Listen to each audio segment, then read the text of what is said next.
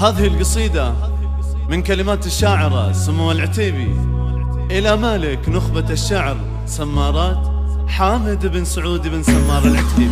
القصيدة جديدة والمعاني كثار في رجال الشهامة من قديم وجديد. القصيدة جديدة والمعاني كثار في رجال الشهامة من قديم وجديد. وبالقصيدة كتبنا مجدهم بالشعار يا فخر للقبيلة والفخر بالقصيد. أول ابدأ كلامي باسم رب المسار الله اللي مقدر عمرنا والمزيد. بالقصيدة بمدح حامد بن السمار بالشعر يوم جاه ماخذ اللي يريد. يوم جانا للمزايين موت في انتظار واثق بالصدر وشاهد له عديد. حامد وحامد اللي جابها باختصار ما يجمع فلوسه والكرم له وريد. ومسعد اللي له اسمه دايما للعمار مسعد الخير مسعد والمواقف اكيد. صيتكم بالمجالس دايما باشتهار وانتم الخير كله من اخاكم سعيد. ويرحمه من ذخركم جعله بخير دار مكرمين القريب ومكرمين البعيد. كاسبين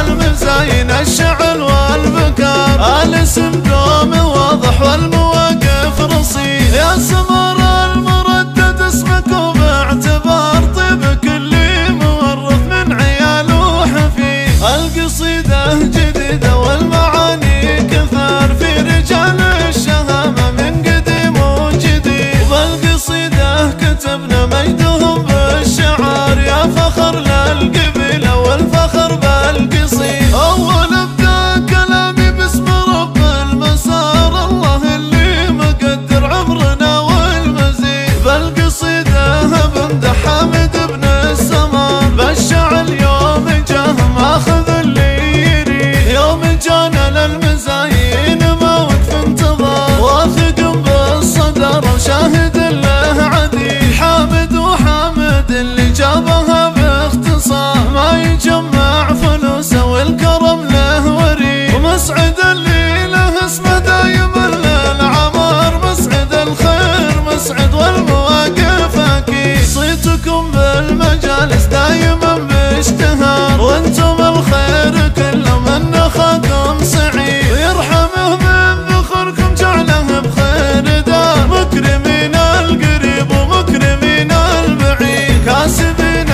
المزاين الشعل والبكار الاسم دوم واضح والمواقف رصيد. يا